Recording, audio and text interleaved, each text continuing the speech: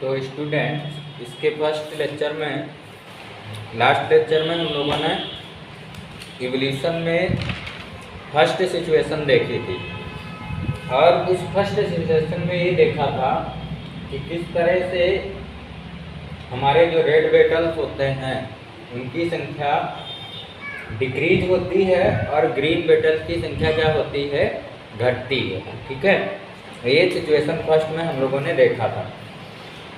आज हम बात करेंगे सिचुएशन सेकेंड की। सिचुएशन सेकेंड में हम क्या करेंगे, एक ग्रुप लेंगे रेड बेटल्स का। ये हमारी होगी सिचुएशन सेकेंड।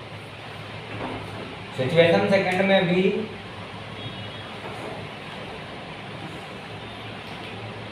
हम क्या करते हैं, एक रेड बेटल्स का ग्रुप लेते हैं। बेटल यानी बेटल बोलते हैं ग्रास आपर को, जो टिड्डा होता है उसको। ठीक है, अब ये जो रेड बेटल का ग्रुप है, इनको हम क्या करेंगे, इनके हैबिटेट में रखेंगे, हैबिटेट ऑफ बीटल। ठीक है, habitat of beetle.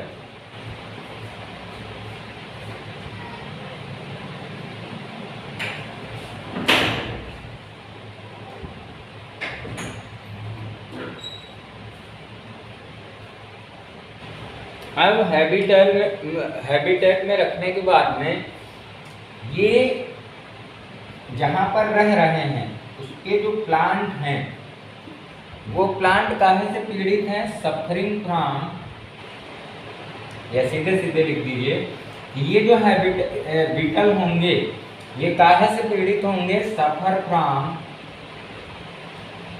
Plant disease, plant disease. ये जो पौधों में बीमारियां होती हैं उनसे क्या हो जाएंगे, पीड़ित हो जाएंगे। तो इनका जो एवरेज वेट है, एवरेज वेट ऑफ बीटल, अब नेक्स्ट हम स्टडी करेंगे कि इनका एवरेज वेट क्या होगा, डिक्रीज हो जाएगा, decreases due to poor nourishment, poor nourishment, यानी इनका पालन पोषण अच्छे से ना होने के कारण इनका जो एवरेज वेट है वो क्या होने लगेगा, डिक्रीज होने लगेगा। जब एवरेज वेट डिक्रीज होने लगेगा तो जो नंबर ऑफ बीटल है, number of beetles are reducing, वो भी क्या हो जाएंगे, रेड्यूस हो जाएंगे, जो हमने कहाँ पे रखे हैं, हैबिटेट में रखे। अब जब नंबर ऑफ बीटल रेड्यूस होंगे तो प्लांट डिजीज क्या करेगी, बाद में एलिमिनेटेड करेगी, लेटर प्लांट डिजीज एलिमिनेटेड। तो जब प्लांट डिजीज एलिमिनेट करेगी तो number and average weight of beetle increase, क्या हो जाएगा, बढ़ जाएगा। तो इस तरह से सिचुएशन सेकंड को हम स्टडी करते हैं according to the plant disease, यानी किस तरह से वो प्लांट डिजीज में अपनी पॉपुलेशन को बढ़ाते हैं। ठीक है, तो ये हो गई आपकी सिचुएशन सेकेंड। थर्ड सिचुएशन में कोई भी जेनेटिक चेंज नहीं होगा, बीटल की जो पॉपुलेशन है वो क्या होगी, बहुत ही कम समय के लिए अफेक्टेड होगी। उस सिचुएशन को हम लोग कहेंगे थर्ड सिचुएशन। नाउ नेक्स्ट आपका एक इम्पॉर्टेंट टॉपिक है difference between acquired trait and inherited trait. Acquired trait और इनहेरिटेड ट्रेट। इनहेरिटेड ट्रेट तो एक्वायर्ड ट्रेट में पहला पॉइंट है आपका कि एक्वायर्ड ट्रेट कैसे ट्रेट होते हैं कि किसी भी स्पेशल कंडीशन में अगर कोई भी इंडिविजुअल क्या करता है, किसी ट्रेट को एक्सेप्ट करता है स्पेशल कंडीशन में, तो उस ट्रेट को हम लोग क्या कहते हैं, एक्वायर्ड ट्रेट। यानी these are the traits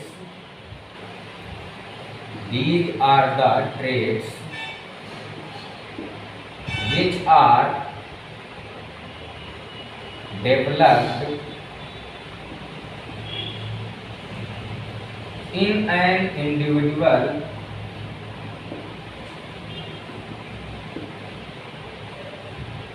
due to special condition. तो इस टाइप के ट्रेड को हम क्या कहेंगे, एक्वायर्ड ट्रेड। इसी का जस्ट अपोजिट इनहेरिटेड ट्रेड का मतलब है कि ऐसा व्यवहार जो क्या करे, एक पीढ़ी से दूसरी पीढ़ी में ट्रांसफर करे, तो उस ट्रेड को हम लोग कहते हैं इनहेरिटेड ट्रेड। यानी these are the trades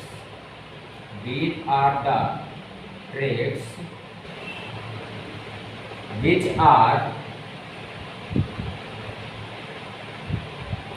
passed from one generation to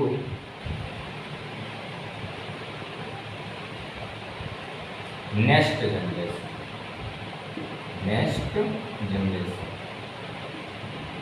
तो इस टाइप के ट्रेड को हम लोग क्या कहेंगे, इनहेरिटेड ट्रेड। दूसरा पॉइंट है कि जो एक्वायर्ड ट्रेड होता है ये प्रोजेनाई में ट्रांसफर नहीं होता, यानी F1 जनरेशन में या F2 जनरेशन में ट्रांसफर नहीं होता। तो नेक्स्ट पॉइंट हो जाएगा they can't be transferred into progeny. ठीक है, और ये क्या होते हैं, दे गेट ट्रांसफर्ड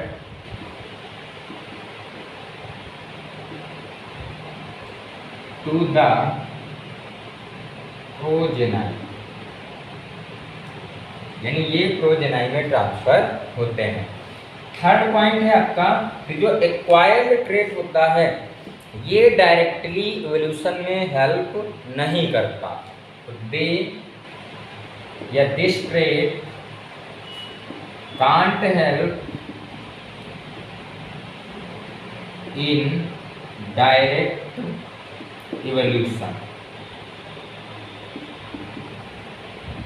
लेकिन ये वाला trait, this trait helps in evolution, ये क्या करता है, इवोल्यूशन में मदद करता है। जैसे एग्जांपल में आपका इसमें हम क्या दिखा सकते हैं, लो वेट ऑफ स्टार्विंग बीटल, यानी ऐसे बीटल जो क्या हुए, जिनको नरिशमेंट नहीं प्राप्त हुआ, ठीक है, उनका वेट क्या हो जाना, कम हो जाना, ऑलरेडी कम हो जाएगा। ये तो जेनेटिक डिसऑर्डर नहीं है। यहाँ पे क्या एग्जांपल दिखा सकते हो, colour of eyes and hair, colour of eyes and hair, और ये आपका डिपेंड करता है किस पर, जेनेटिक्स पर। यानी ये क्या होता है, एक पीढ़ी से दूसरी पीढ़ी में ट्रांसफर होता है। तो ये डिफरेंस होता है एक्वायर्ड ट्रेट और इनहेरिटेड ट्रेट में, और ये इम्पॉर्टेंट है आपके एग्जाम के लिए। ठीक है, नेक्स्ट टॉपिक हमारा होगा, कुछ छोटी छोटी सी डेफिनेशंस होंगी जो आपके वहाँ पूछी जाती है। उन डेफिनेशंस में सबसे फर्स्ट है आपका माइक्रो इवोल्यूशन। माइक्रो इवोल्यूशन, तो माइक्रो का मतलब स्मॉल, ठीक है। तो इवोल्यूशन क्या है, इवोल्यूशन आप पढ़ चुके हो। माइक्रो इवोल्यूशन क्या है, it is the evolution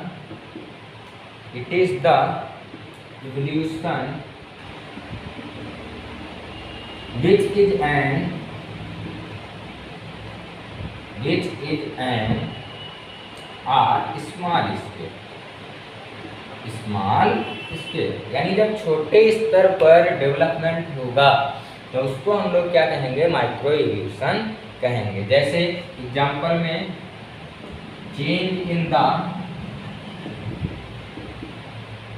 body colour of small beetle, body colour of small beetle, यानी जो हमारे छोटे छोटे आपके ग्रास हॉपर हैं उनका क्या हो जाना, बॉडी कलर का बदल जाना, ठीक है, वो आपका क्या कहलाएगा, माइक्रो इवोल्यूशन कहलाएगा। नेक्स्ट सेकेंड डेफिनेशन है आपकी स्पेसिएशन, स्पेसिएशन यानी विशिष्टता। स्पेसिएशन क्या है, process of formation of new species, process of formation of new species, यानी नई प्रजातियों के बनने की जो प्रक्रिया है वो हमारी क्या कहलाती है, स्पेसिएशन। और इस स्पेसिएशन को मेनली 3 फैक्टर प्रभावित करते हैं। पहला फैक्टर है आपका जियोग्राफिकल आइसोलेशन, जियोग्राफिकल आइसोलेशन। दूसरा फैक्टर है हमारा genetic drift,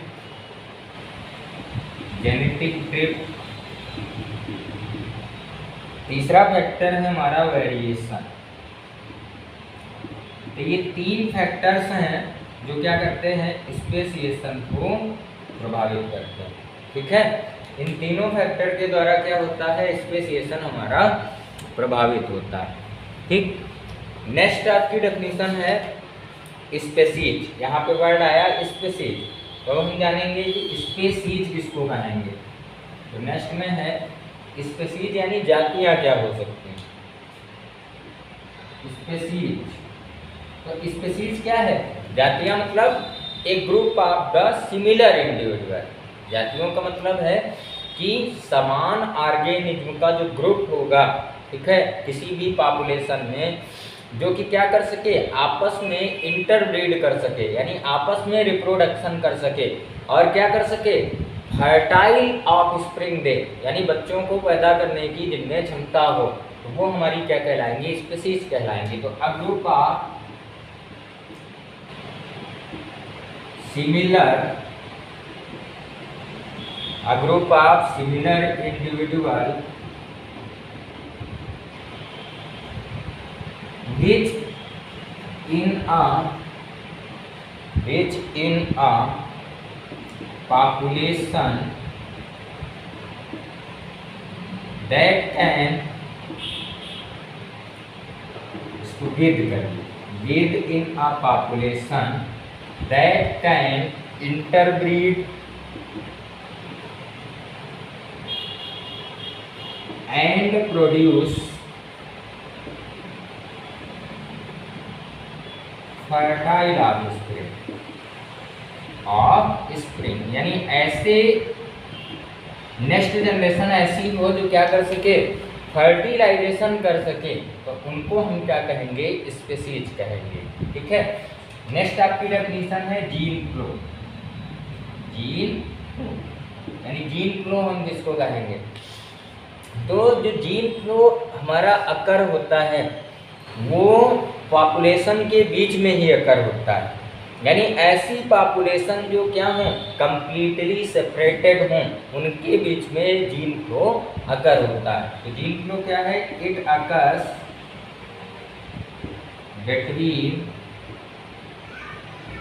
population that are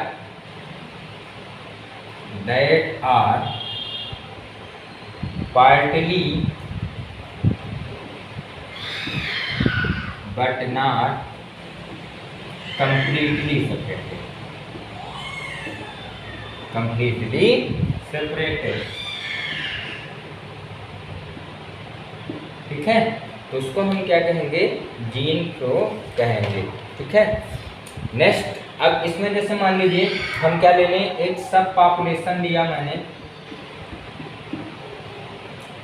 सब पॉपुलेशन, और इसको हम क्या मान है, x1, ये हमारी कैसी पॉपुलेशन है, लोकल, ठीक है। दूसरी हमने सब पॉपुलेशन ले लिया, ये भी एक 7 है, लेकिन ये हमारी पॉपुलेशन कैसी है, माइग्रेंट यानी जो कि प्रवासी। अब ये दोनों पॉपुलेशन जब आपस में क्या करेंगी, इंटरब्रीडिंग करेंगी। इंटरब्रीडिंग मतलब आपस में रिप्रोडक्शन करेंगी। तो रिप्रोडक्शन करने पर जब जीन फ्लो होगा, यानी जब इनमें क्या होगा, जीन फ्लो होगा, तो जीन फ्लो के माध्यम से जो हमारी नेक्स्ट जनरेशन होगी, यानी जो लोकल पॉपुलेशन होगी, उनमें क्या हो जाएगा, वेरिएशन होगा, यानी उनमें डिफरेंस आ जाएगा। वेरिएशन इन लोकल पॉपुलेशन, यानी जो वेरिएशन होगा वो किसमें होगा, जो लोकल पॉपुलेशन है, यानी जो स्थायी पॉपुलेशन है, उसमें आपका क्या हो जाएगा, वेरिएशन हो जाएगा। तो इसको इस एग्जाम्पल के माध्यम से हम बता सकते हैं। ठीक है, नेक्स्ट आपकी डेफिनेशन है जेनेटिक ड्रिफ्ट। ये भी वर्ड आप पीछे पढ़े हो, अभी मैंने बताया था, तो उसी को देखेंगे। नेक्स्ट है आपका जेनेटिक ड्रिफ्ट। जेनेटिक ड्रिफ्ट किसको कहेंगे, तो जेनेटिक ड्रिफ्ट क्या है, it is the random change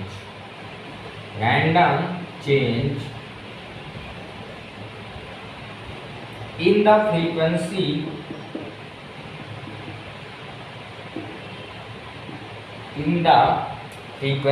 of gene pair in a population over successive generation।